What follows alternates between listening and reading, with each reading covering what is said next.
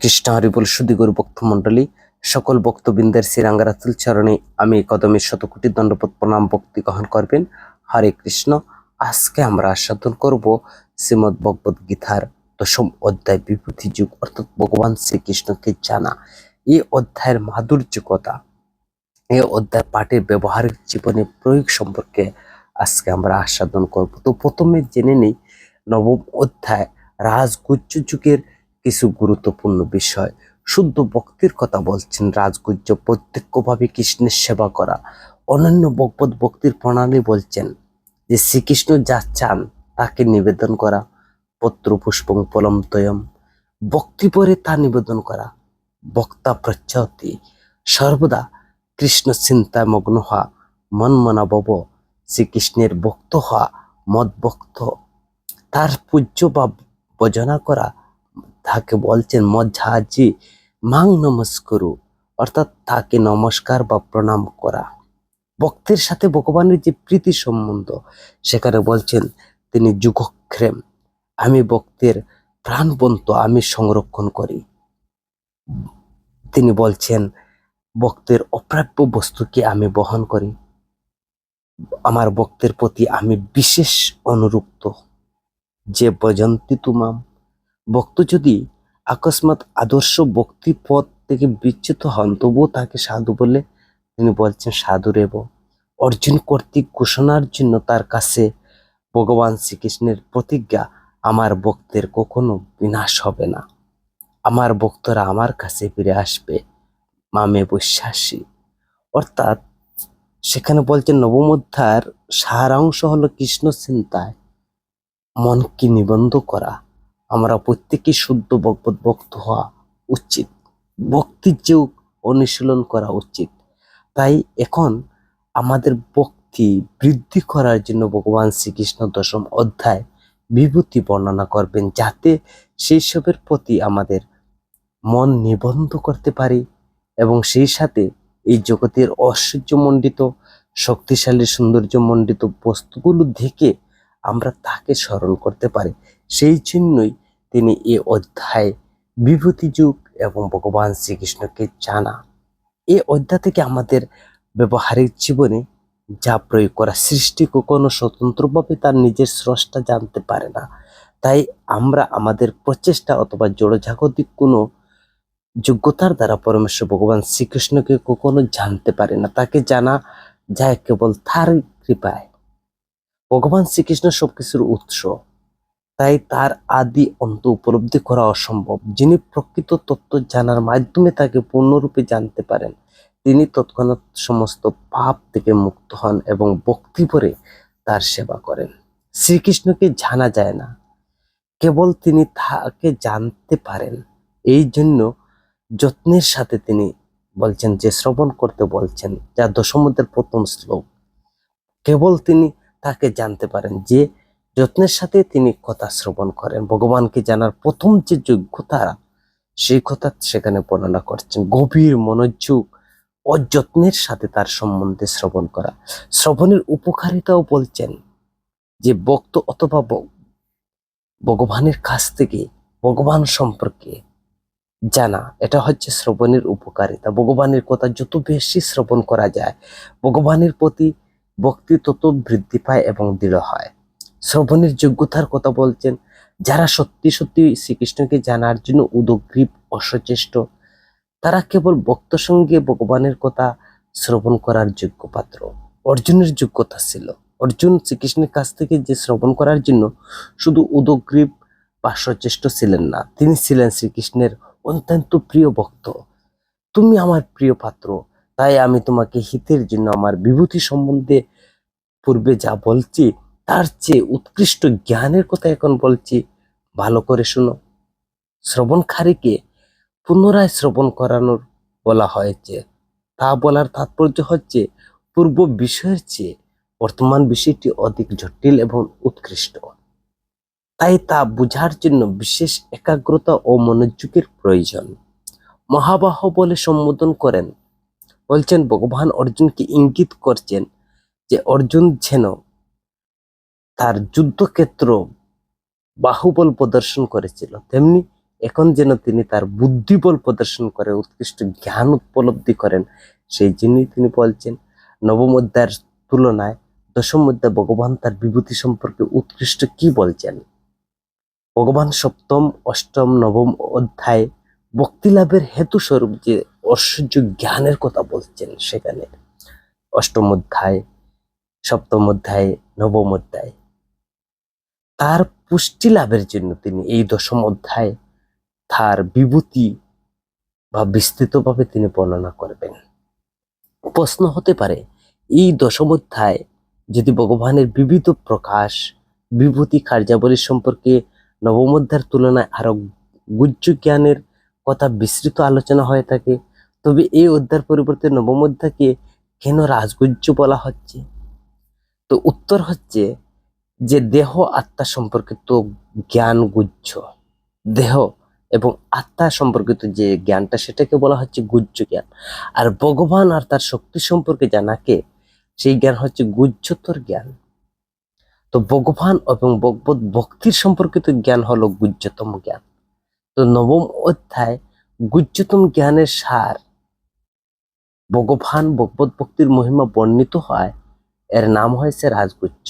এই অধ্যায়ে ভগবানের বিভূতি, বিশ্বরূপ, ভক্তিযুগ সম্বন্ধে যে ভূমিকা রূপ আলোচনা করবেন তা সবিস্তারে বর্ণনা করা হয়েছে। পরবর্তী দশম অধ্যায়, একাদশ অধ্যায়, দ্বাদশ অধ্যায় তার নামকরণ হয়েছে সেই অনুসারে। দশম অধ্যায় আরেকটি বৈশিষ্ট্য রয়েছে, পরোক্ষবাদে বর্ণিত হয়েছে বিশেষ দুর্বুদ্ধ হয় তা অনুধাবন করা কঠিন, কারণ বিরল মহৎ বস্তুকে পরোক্ষ বর্ণনা করা হয়েছে। তাছাড়া আত্মগোপন একটি ভগবানকে একটি স্বভাব হওয়ার পরোক্ষবাদ অবলম্বনের এই বিভূতি যুগে বর্ণিত। এই জন্য ভক্তি সহকারে বিশেষ মনোনিবেশ পূর্বক এই বিভূতি যুগ আলোচনা করা দরকার। ভগবান শ্রীকৃষ্ণকে কেউ পূর্ণরূপে জানতে পারে না, এমনকি দেবতা মহর্ষিগণ কেউ জানতে পারে না, যা দশম অধ্যায়ের 2 নং শ্লোক অনুযায়ী।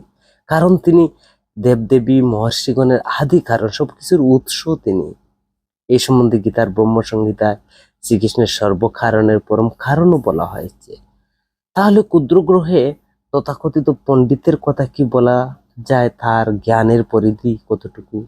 তার থেকে বুঝতে পারে না যে পরমেশ্বর ভগবান শ্রীকৃষ্ণ একজন সাধারণ মানুষ রূপে এই জগতে এসে অসাধারণ বিস্ময়কর সব কার্যকলাপ সম্পাদন করেন। অপূর্ণ ইন্দ্রিয়ের সাহায্যে সীমিত কিছু বিষয় অনুমান করা মাত্র, কিন্তু সবকিছু পরম উৎস ভগবান সম্বন্ধে কিছু জানা যায় না। অনেকে আবার নির্বিশেষবাদের মতো অপসিদ্ধান্ত উপনীত হয় শুধু অবাস্তব অলিক কল্পনার জীবন অতিবাহিত করা মাত্র। উদাহরণ, ঠিক যেমন পুত্র কখনো পিতার জন্ম বৃত্তান্ত জানতে পারে না, সৃষ্টি কখনো স্রষ্টাকে জানাতে পারে না, তেমনি দেবতা ও মহর্ষি ভগবান সৃষ্ট হয় তারা ভগবানকে জানতে পারে না। সাধারণ মানুষের কথা তো বলা বাহুল্য। তবে বিভিন্ন স্তরে শ্রীকৃষ্ণ সম্বন্ধে বিভিন্ন ধারণা হয়। যে ব্যক্তি ভগবানের নিকৃষ্ট শক্তির অধীনে থাকে সে ভগবানকে একজন শাসক প্রধান নির্বিশেষ ব্রহ্মরূপে অনুমান করতে পারে। আর যারা মায়ার দ্বারা কলুষিত হয় পরমেশ্বর ভগবানের অসাধারণ অলৌকিক কার্যাবলী লক্ষ্য করে নির্বিশেষ ব্রহ্মগুণে পরম তত্ত্ব বলে মনে করতে পারেন। কেউ যদি চিন্ময় স্তরে অধিষ্ঠিত হন তিনি শ্রীকৃষ্ণকে পরমেশ্বর ভগবান বলে উপলব্ধি করেন। তারা নির্বিশেষ ব্রহ্ম নিয়ে কখনো মাথা ঘামায় না। যারা ভক্ত ভগবানের প্রতি গভীর শ্রদ্ধা ভক্তি থাকায় তাৎক্ষণিক ভগবান শ্রীকৃষ্ণের শরণাগত হলে অহৈতুকী কৃপা লাভ করে তা উপলব্ধি করতে পারে। সুতরাং ভক্তি ব্যতীত ভগবত তত্ত্ব সম্বন্ধে জানা যায় না, আর ভক্তের কৃপা ব্যতীত ভক্তি লাভ হয় না। দেবতা মহর্ষিগণ যদি ভগবানকে সবকিছুর আদি মূল বলে জানতে না পারে তাহলে মানুষ তাকে কিভাবে জানবে, তার কল্যাণ বা হবে কিভাবে? ভগবান শ্রীকৃষ্ণ তিনি বলছেন ভগবান শ্রীকৃষ্ণকে জানার ফলে বা জানার যোগ্যতা হচ্ছে ভক্তি লাভ হয়। ভগবান শ্রীকৃষ্ণ স্বয়ং বলছেন যে ব্যক্তি আমাকে অনাদি অজ অবিনাশী সর্বলোকের মহেশ্বর জানেন, অর্থাৎ দৃঢ় শ্রদ্ধার সাথে মেনে নেন, তিনি মানুষের মধ্যে মোহশূন্য জ্ঞানী এবং সর্বপাপ মুক্ত হন, যা দশম অধ্যায়ের 3 নং শ্লোকে। তবে হাজার হাজার যত্নশীল মানুষের মধ্যে ভাগ্যক্রমে যিনি শ্রীকৃষ্ণ তত্ত্ববিদ সাধুর প্রকৃষ্ট সঙ্গ লাভ করেন, তিনি শ্রীকৃষ্ণকে অনাদি অজ সর্বলোকের মহেশ্বর বলে জানতে পেরে সর্বপাপ মুক্ত হন। তো ভগবানকে কি রূপে জানার কথা বলা হচ্ছে? তিনি বলছেন, আমাকে জানতে হলে অজ, অজ বলতে জন্মরহিত। দ্বিতীয় অধ্যায় বিষ্ণু শ্লোকে বর্ণনা করছেন জীবকে অজ বলে বর্ণনা করা হয়েছে, কিন্তু মনে রাখতে হবে যে ভগবান জন্ম জীবের জন্মের মতো নয়। জড়দেহ পরিগ্রহ করার মাধ্যমে জীবের জন্ম হয়, বিষয় আসক্তি নিয়ে মৃত্যু হয়। এইভাবে তারা বহিরঙ্গা মায়াশক্তির অধীনে দেহ পরিবর্তন করে, কিন্তু ভগবান অজ। এই জগতে ভগবান তার অন্তরঙ্গা শক্তিকে আশ্রয় করে নিত্য অজ স্বরূপে অবতরণ করেন এবং কখনো দেহ পরিবর্তন করেন না। ব্যক্তি লোক মহেশ্বরম, এর মানে হচ্ছে ভগবান হলেন সমস্ত গ্রহলোকের অধীশ্বর বা মহেশ্বর। তিনি সৃষ্টির আদি, সমস্ত সৃষ্টি থেকে সম্পূর্ণ স্বতন্ত্র। দেবদেবী সকলেই এই জগতে সৃষ্টি হয়েছেন, কিন্তু তিনি সৃষ্টি হননি। তিনি ব্রহ্মা, শিব আদি মহাদেবগণ থেকে ভিন্ন, তাদেরই সৃষ্টিকর্তা হচ্ছেন তিনি। তো এই শ্লোক অনুসারে কিভাবে জানা যায়? একমাত্র ভক্তির দ্বারাই ভগবানকে জানা যায়, যিনি সমস্ত পাপ বাসনা থেকে, পাপ কর্ম থেকে সম্পূর্ণরূপে মুক্ত। তিনি তাকে জানতে পারেন। তাকে জানার ফলে তৎক্ষণাৎ সমস্ত পাপ থেকে মুক্ত হওয়া যায়। ভক্তি লাভ হলে তাই ভগবানকে জানা যায়, পাপ মুক্ত হওয়া যায়। ভগবান শ্রীকৃষ্ণ যে আমাদের জানার ক্ষমতা প্রদান করেন, তা তিনি পরে 2টি শ্লোকে তিনি বর্ণনা করছেন, দশম অধ্যায় 4 থেকে 5 নং শ্লোকে। ভগবান শ্রীকৃষ্ণকে যাবতীয় গুণের আধার ও উৎস বলা, যা অর্জুন জীব ভগবান তত্ত্ব অনুসন্ধান করে। ভগবান মানব দেবকুলের জন্য এই ভাব গুণসমূহ সৃষ্টি করেন, যাতে কৃষ্ণ ভাবনার পথে বা কৃষ্ণ বোঝানোর পথে অগ্রসর হতে পারে, কিন্তু তার বিকাশ হতে হবে অন্তর থেকে। ভগবত ভক্তি অনুশীলনের ফলে এইসব গুণ আপনা থেকে আমাদের প্রকাশিত হয়। সত্য গুণজাত গুণসমূহ ভগবানের মায়া শক্তি থেকে উৎপন্ন হলে শক্তিমান শক্তি এক হওয়া। ভক্ত তার মূল উৎস হচ্ছে ভগবান। তো শাস্ত্রজ্ঞ ব্যক্তিগণ নিজ বুদ্ধির দ্বারা ভগবত তত্ত্ব জানতে পারে না, কারণ সত্যগুণজাত গুণসমূহ গুণাতীত ভগবানকে বা প্রবেশ করার যোগ্যতাও নেই।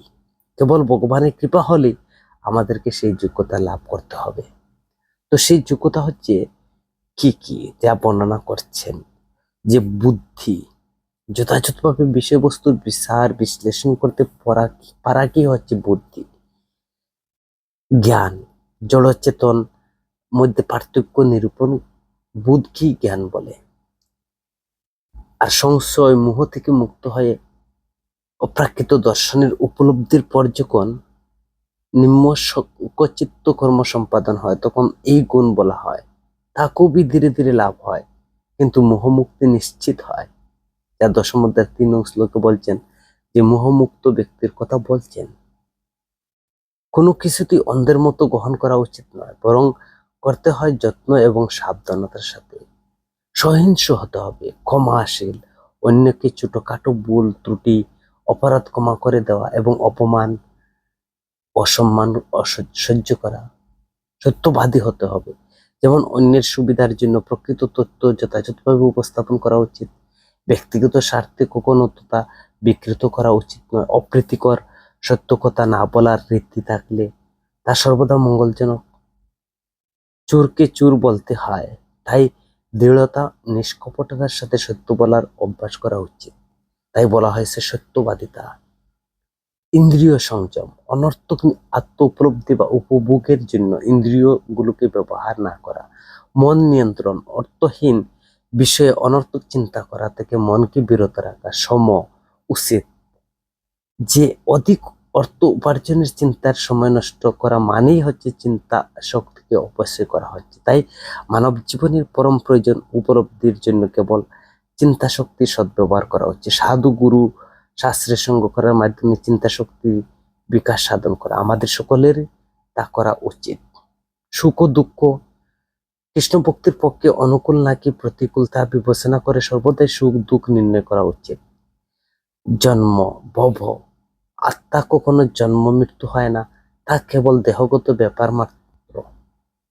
ভয়, অভয়, ভবিষ্যৎ সম্বন্ধে উদ্বেগ, মায়াশক্তির প্রতি অভিনিবেশের ফল। ভগবানের ভাবনার প্রতি কেবল নির্ভীকতা লাভ করা সম্ভব। যে ভক্ত নিজের চিন্ময় স্বরূপের প্রতি বিশ্বাস রেখে সর্বদা অপ্রাকৃত ভগবৎ সেবায় নিযুক্ত থাকে, ভগবৎ ধামে প্রবেশের উজ্জ্বল ভবিষ্যৎ সম্বন্ধে তিনি নিশ্চিত। অহিংসা, সমতা, তুষ্টি, তপস্যা, দান, যশ। অহিংসা অন্যের অনিষ্ট হয়, অন্যরা বিভ্রান্ত হয়, কষ্ট পায় এমন কিছু না করা, জীব হত্যা করা না করা, বা অন্য কোনো জীবের বা জীবনের প্রগতি বাধাগ্রস্ত না করা। কৃষ্ণের ভাবনার পথে সবাইকে সহযোগিতা করুন। আসক্তি, বিরক্তি থেকে মুক্ত থাকা। এই থেকে মুক্ত হলে জড়জগতের যে গ্রহণ করা যা কৃষ্ণ ভাবনা অনুকূল তা গ্রহণ করে প্রতিকূলকে বর্জন করতে হবে। তুষ্টি, কর্ম প্রচেষ্টার দ্বারা অধিক থেকে অধিকতর জড় সম্পত্তি সঞ্চয় না করে শ্রীকৃষ্ণের কৃপায় যা লাভ হয় তাই সন্তুষ্ট থাকা, তাকে তুষ্টি বলা হচ্ছে। তপস্যা বা তপ, ভক্তির পথে উন্নতি সাধনের জন্য স্বেচ্ছায় কিছু কষ্ট স্বীকার করা, যেমন খুব ভোরে ঘুম থেকে উঠে স্নান করা, উপবাস করা। তবে রাজনৈতিক বা অন্য জাগতিক উদ্দেশ্যে ইচ্ছা মতো তা করা উচিত নয়। দান, উপার্জনের অর্ধেক কৃষ্ণ ভাবনার উদ্দেশ্য দান করা, উপযুক্ত পাত্রে ব্রাহ্মণ সন্ন্যাসীকে দান করা, তপস্যাচার্জন করা। যশ, মহান কৃষ্ণ ভক্তরূপে প্রসিদ্ধ লাভ করাই হচ্ছে প্রকৃত যশ। হরে কৃষ্ণ। তো কৃষ্ণ ভক্ত হতে গেলে, ভগবানকে জানতে গেলে তাহলে যা গুণের দরকার, ভগবত তত্ত্ব অনুসন্ধান করার দরকার, যা আমরা শ্রবণ করলাম 16টি গুণের কথা, সেখানে বুদ্ধি, জ্ঞান, সংশ্রয় থেকে মুক্তি, সহিংসু, ক্ষমা, সত্যবাদী, ইন্দ্রিয় সংযম, মন নিয়ন্ত্রণ, সুখ দুঃখ, ভব বা জন্ম, ভয়, অভয়, অহিংসা, সমতা, তুষ্টি বা তপস্যা, দান, যশ। তো এইসব গুণ থাকলে পরমেশ্বর ভগবান শ্রীকৃষ্ণকে জানা যায়, আর ভগবানকে জানার ক্ষমতা অর্জন করতে হবে। হরে কৃষ্ণ। আজকে আমরা এই ভগবত গীতার 10ম অধ্যায়ের 3য় নং শ্লোকের পারমার্থিক বা মাধুর্য কথা আস্বাদন করলাম। হরে কৃষ্ণ। পরবর্তী শ্লোক নিয়ে আমরা পরবর্তী ভিডিওতে আস্বাদন করব। হরে